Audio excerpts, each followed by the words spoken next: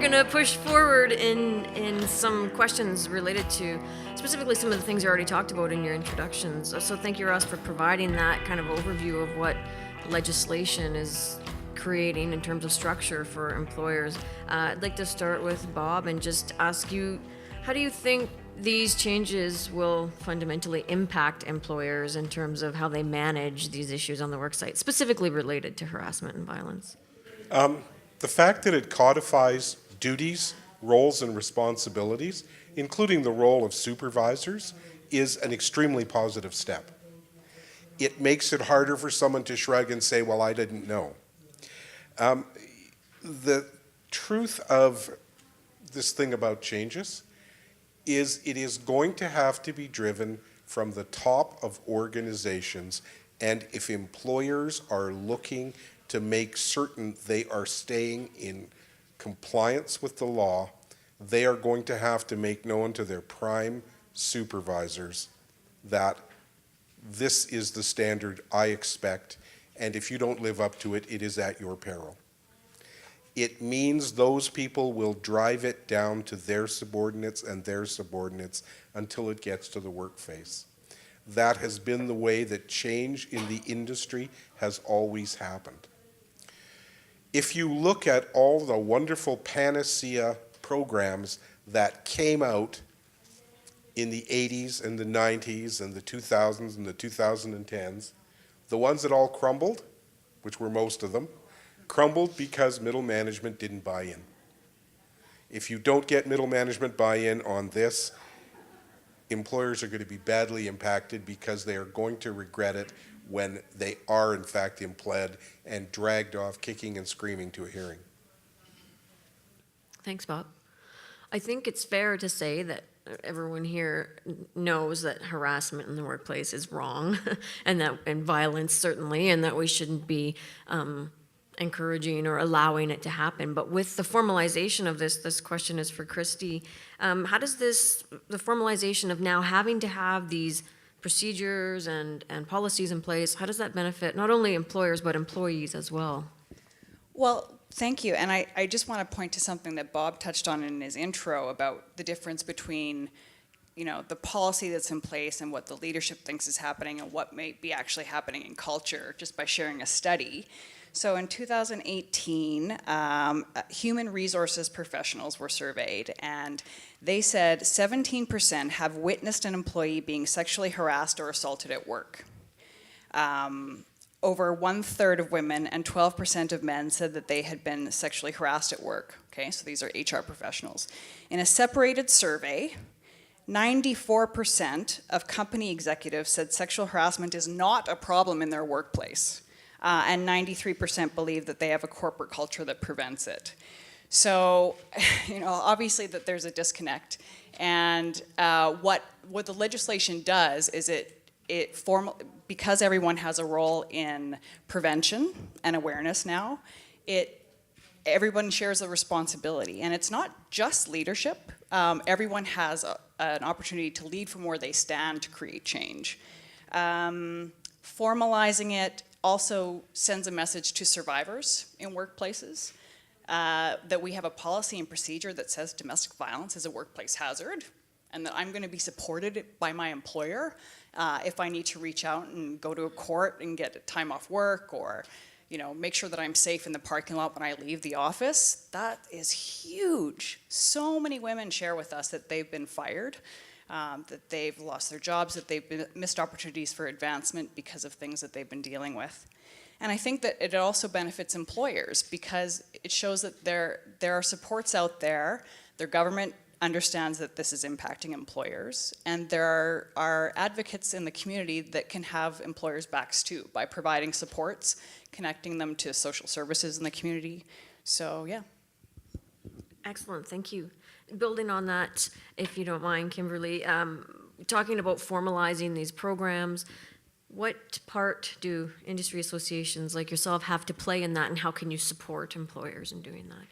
Okay, so I'll start by talking a little bit about what health and safety associations are for those who may not be familiar or are not represented by one. So employers through the WCB system are all segregated into different industry codes, and it depends on your operations which code that you would be a part of.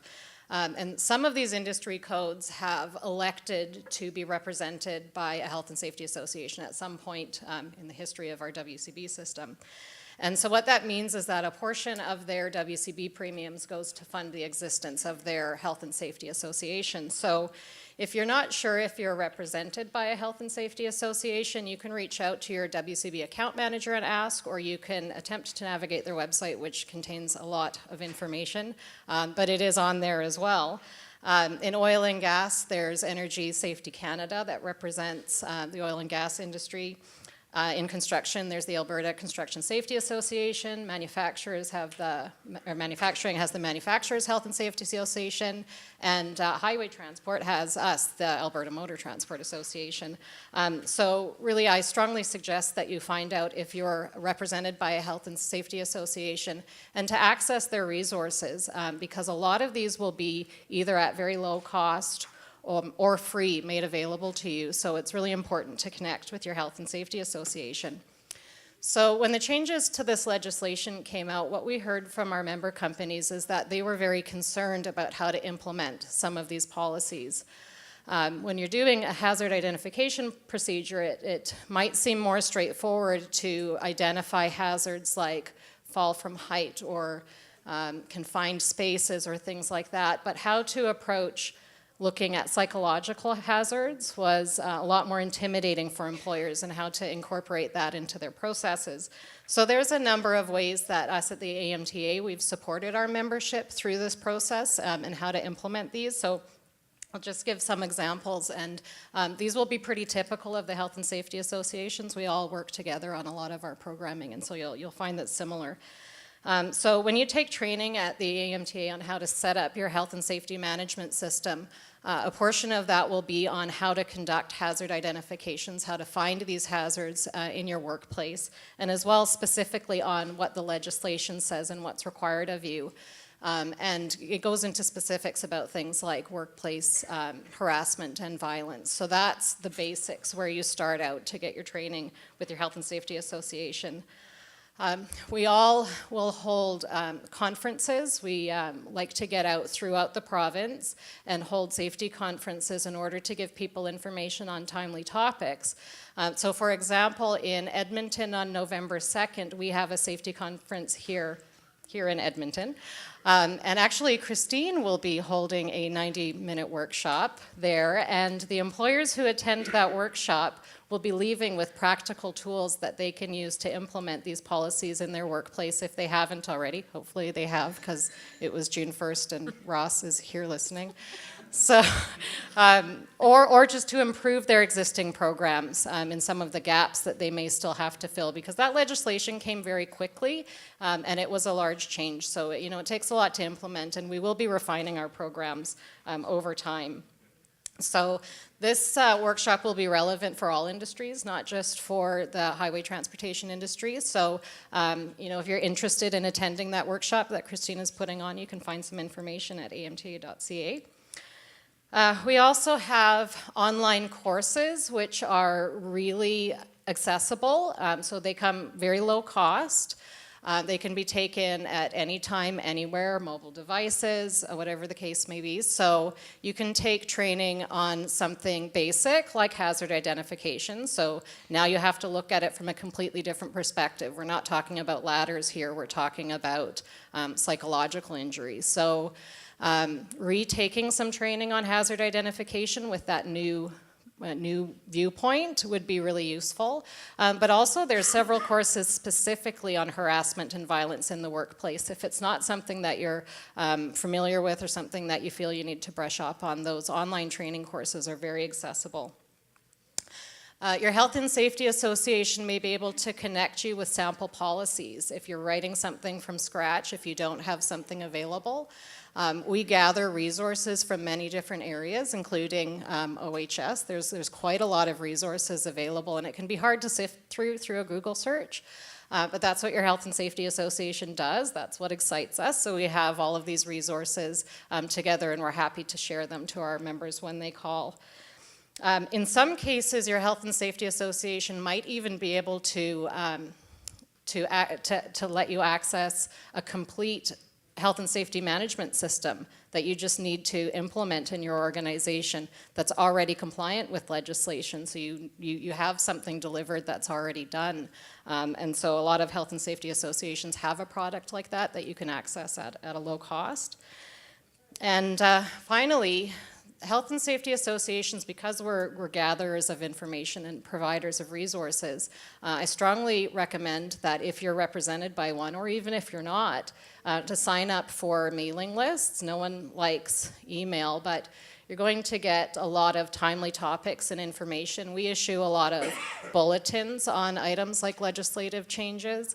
And we also do a lot of things like webinars, so you can get like quick bite-sized information, just what you need to know in a compact package. So this is the way that health and safety associations can support you in wading through some of this sometimes mysterious information and making sure you're compliant.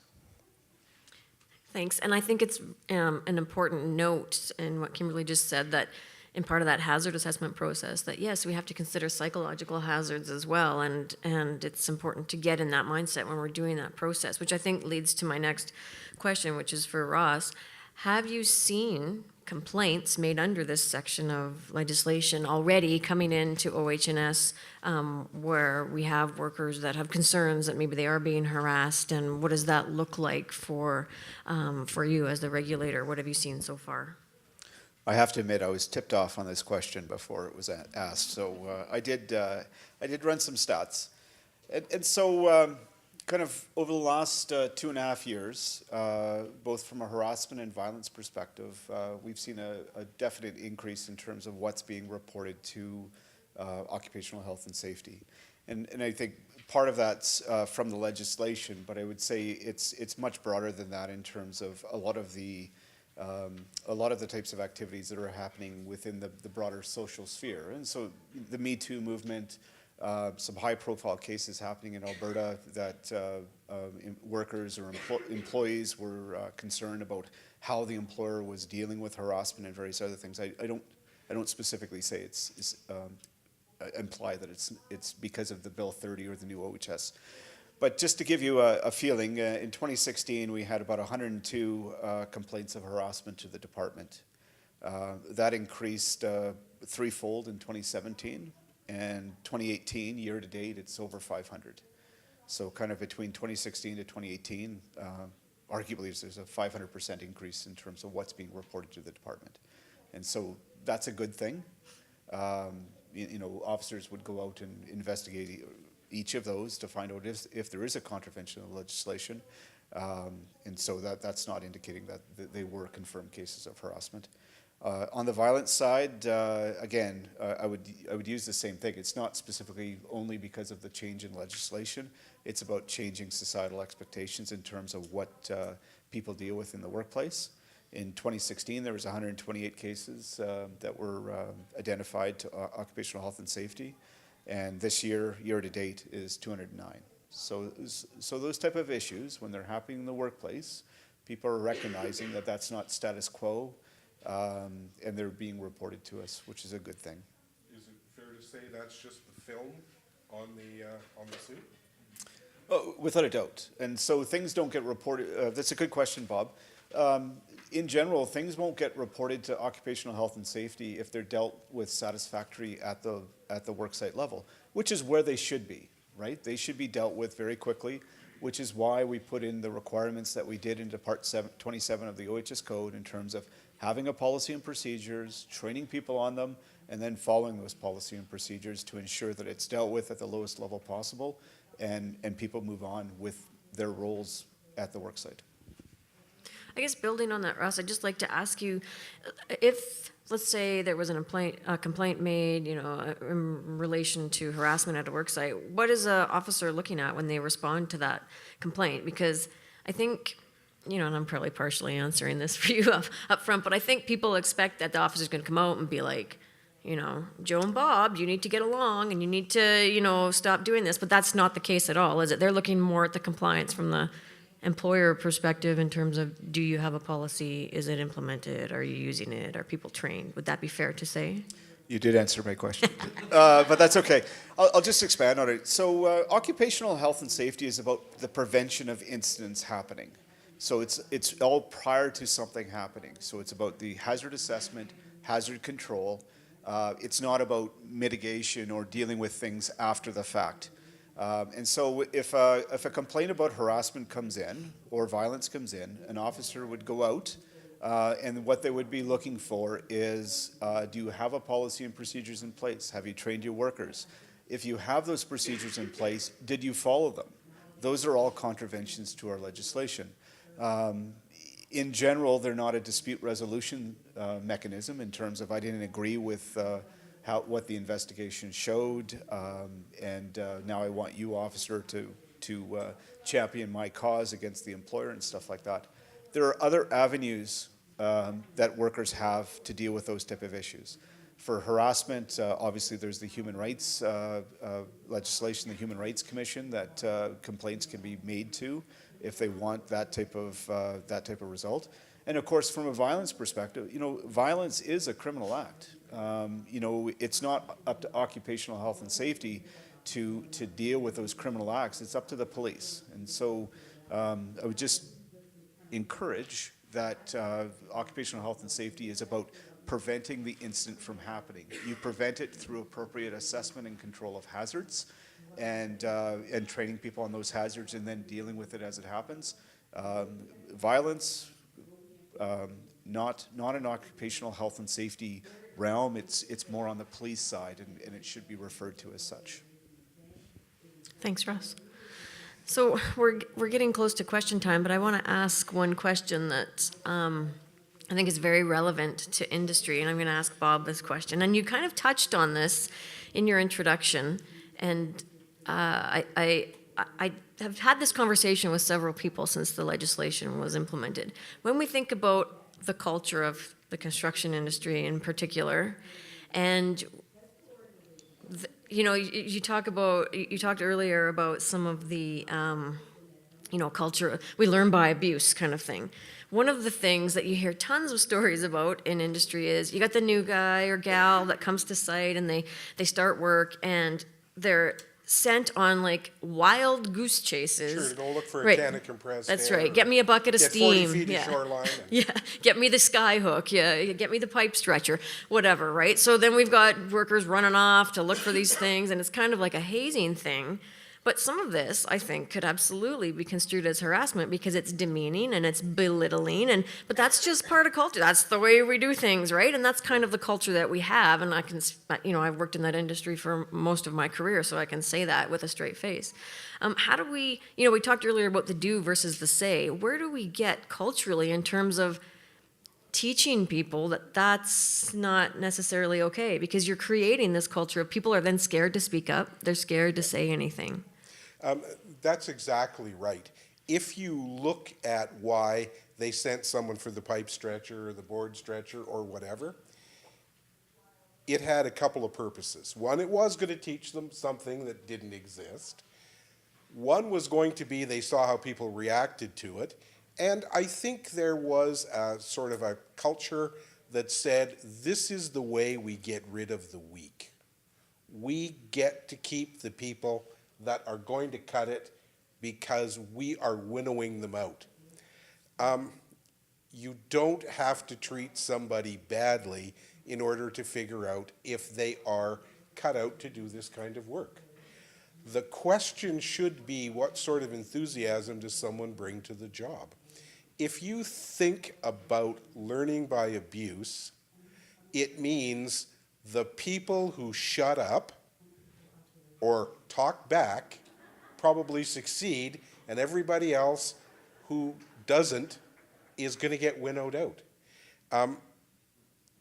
It takes courage to stand up. You look at the woman who stood up and said whatever, who's being abused by the abuser in chief of the United States of America, and you think, should this happen? Should whistleblowers be protected? I think they should, and I think industry we need to understand that we the unions, for example, well, we're pure because we're great and we're protecting the rights of the little guy. You know what? If there is an issue between the 55-year-old general foreman who's been a general foreman for 30 years and been in the union for 45 and the 22-year-old first-year apprentice, who do you think the inherent bias is going to favor? We need to fix that. We need to understand where our biases are. We need to understand that our former methods of learning by abuse aren't required. When I was a junior officer in the Navy, we got abused because it was good training, and the weak left. And the people who left, there were two kinds of people who were left.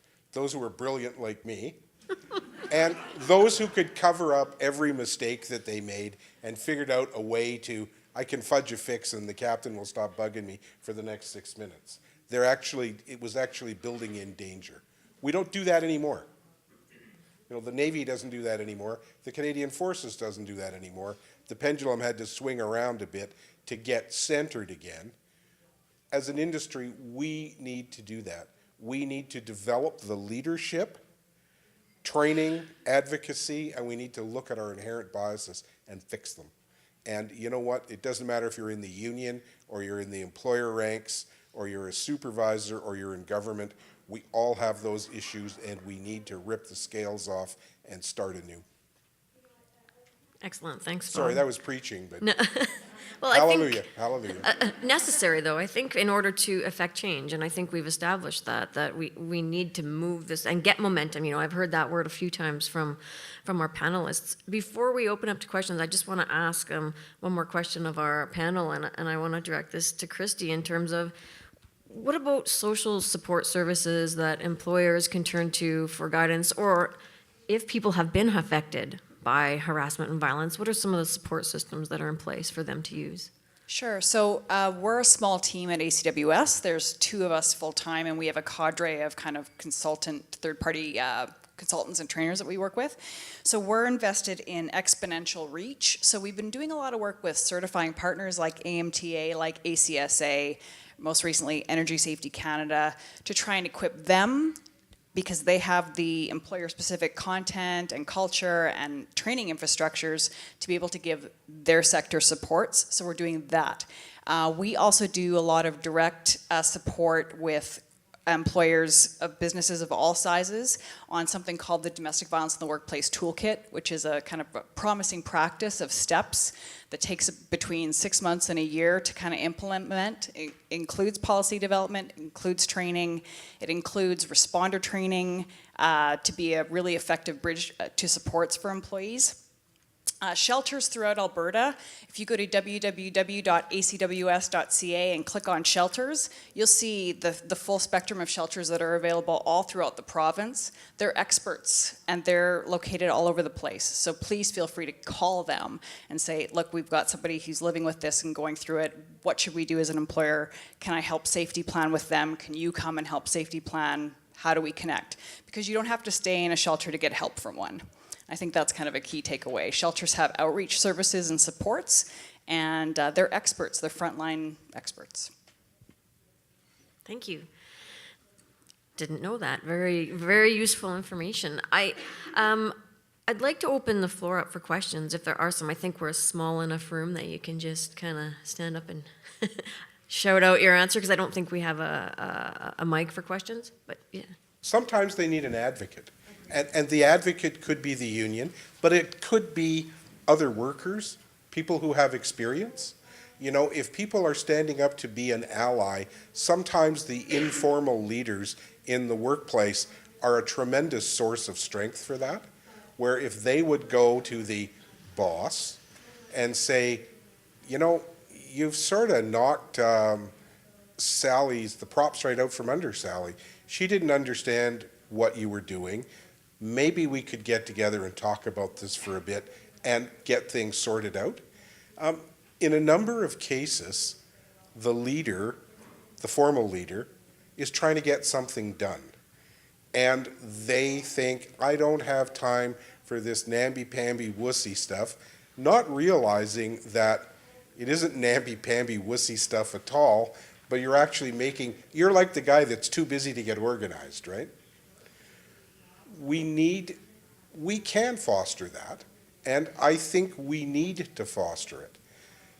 In companies, it starts with the leader and it radiates down. In unions, it starts with the leader and radiates down.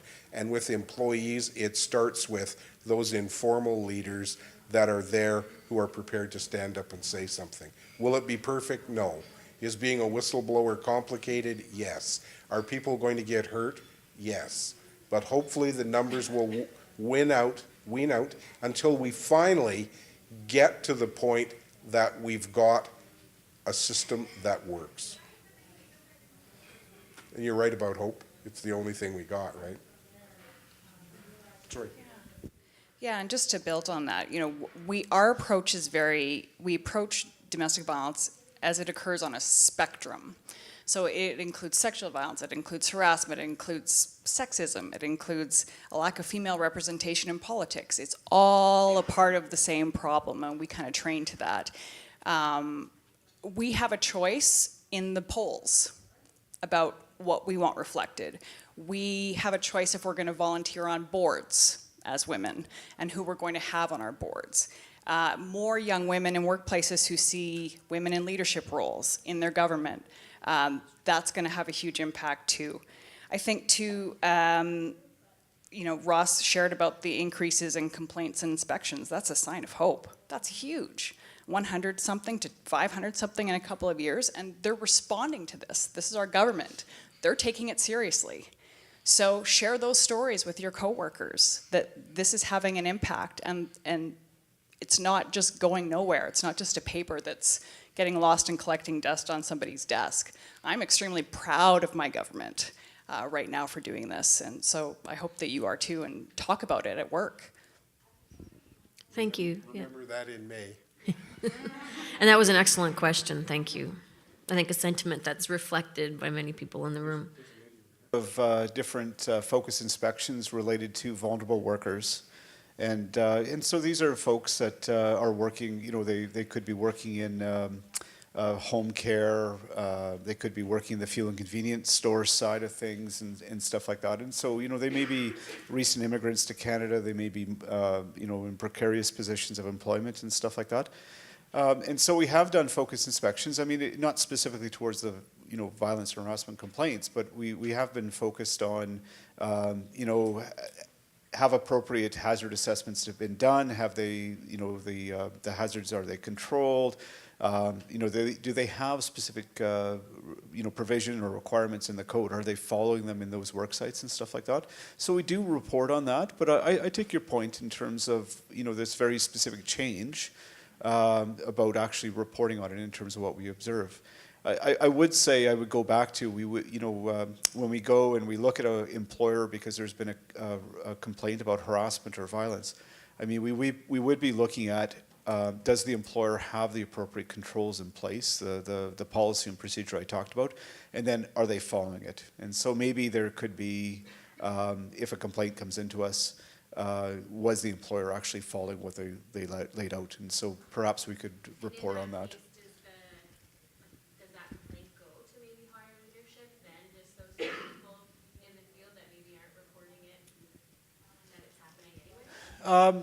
Generally, our what we're looking at is the employer. Could be the supervisor as well, but it would be from an employer perspective. What's their policies and procedures? What have they put into place? How are they supposed to follow them? What have they told workers as to how they would respond to complaints? Did they actually do that? It depends on the size of the employer too. Yeah. If it's a large employer where they've got a relatively sophisticated HR department, the HR people are going to flag those incidents and do something. If the HR department is the journeyman carpenter that's running the framing crew, okay, might not necessarily penetrate as well. So, could I just jump on that? Sorry. one of the things an officer can do, so if it is a small employer where, the boss is the HR, payroll, hiring, firing, all the rest of the stuff, and there's one or two workers. There is flexibility for an officer to order an outside investigation to be done by a suitable or a competent service provider to actually provide a unbiased view. If Bob's my HR department and I'm the boss, and we golf together on the weekends, and I say, oh, I have a harassment complaint against me, Bob. Could you please investigate it? I mean, what's he going to find out? You were never a harasser. That's you were right. a good guy. I was a good guy. So the officer does have that power as well to say, the integrity of the. My point in pointing it out was that it seems like there is more of an option now. You're not as pigeonholed as only reporting it to the person that works in your office that might have a bias, because there's a broader notification if you take this route. Maybe you don't know your boss's boss or your boss's boss's boss. Be able to dump over their head to show them that something's happening. That's a good point, yeah. I talked to the doctor one day, and I said, gee, doc, I want to lose weight, and how do I do it quickly? He said, how long did it take you to gain the weight? I said, I don't know, 20 years. So that's what it usually takes you to lose it. So where we're at with this is a small start, but it's a start. We never had a starting point before. This is going to change. It's just going to take time. Well, I think in fairness too, in terms of metrics, Ross, again, I'm probably answering your question for you, but it's been 4 months. 4 months since the legislation was implemented. So to have good metrics in terms of reporting and compliance, I think we'll need some time to see, those reporting and what the outcomes of those were, to get some good information from that. To make those right decisions and be an advocate and support other people. And I remember being harassed on a particular work site by a particular person, and it was not only harassment, but threat of physical violence. And I was a contractor, and they worked for the owner. So I thought, oh, Lord, do I even say anything? And this was like 15 years ago, probably. I thought, are they going to care? Are they going to do anything? And the leadership on that project was exceptional, because they had policies, and they clearly understood that that's not acceptable behavior. And that was dealt with professionally and properly and quickly. And it never happened again, in that respect. So I think for me, and it kind of goes to answering your question earlier, and I liked how Bob responded in terms of advocate. We do have to find those within our own places where we land. And unfortunately, and I hate saying this because it's not always the best answer, but sometimes we've got to go elsewhere because that culture doesn't align with our expectations on how we want to be treated at the workplace. And I've been very fortunate in my career to land places where exceptional support systems and accountability in place to make people accountable for their behavior. But I've worked at places where they weren't, and I had to make that decision to say, see you later. I'm not willing to, be subjected to this and not have someone stand up for, absolutely allowing harassment to happen. So I guess it's kind of picking where you land and sourcing out those places with strong leadership who support that and where you fit in that structure of things. There were all sorts of commercial terms. The occupational health and safety wouldn't do anything specific to that. That would go to human rights. We're worksite specific, not pre-employment. I was just gonna say, although I as government you can't point to one employer, I'd like to point to myself as a bit of a success story. I've been in the workplace for close to 35 years, and where I started in the workplace and the culture that was at my work site, I was harassed. I was assaulted. And I didn't perpetuate that as I moved up my leadership ranks. And certainly where I am now is 35 years into my career, with a family, with a daughter. I don't conform to that. I had 4 women directors reporting to me. I report to a woman. To me, it's not an issue anymore. And if harassment does occur, or violence and stuff like that. I firmly believe that it needs to be dealt with as quickly as possible from a leadership perspective and stamp it out as quickly as possible, because the impact on the organization is detrimental to the overall productivity. And I know one person said to me just before, you look at where occupational health and safety has come from over the years. Instead of it being viewed as a cost or a liability to an employer, I mean, it's moved into, it's about social responsibility. It's about safe workplaces are productive workplaces, and I think you'll see harassment-free workplaces are productive workplaces. It will come with time, but the hope will have to stay with us, and every time somebody, male, female, it doesn't matter, experiences a challenge, that somebody is there to help them, prop them up, whether it's from the employer's side, a supervisor, a trusted friend from the union, society in general. They get the strength to be able to do that challenge or do that culture change wherever they're experiencing it. Supervisors is they have to be competent, and it's the employer's obligation to make sure that they're trained in how to deal with this, because one of their obligations is to prevent harassment. That's in the right. workplace. So they need to be trained in how to deal with that. And if employers aren't equipping them to do that, then we've definitely got a gap, and that's part of this learning process. I know that I see more hands, and I feel like the worst person in the room, because I feel like we could talk about this for another couple of hours, and if it had my way, we would. We'd just lock the doors and stay in here and chat. Yeah, see, she's gonna get the hook out. But I really want to thank everyone for their input and involvement, especially our panel members. Thank you so much for coming today.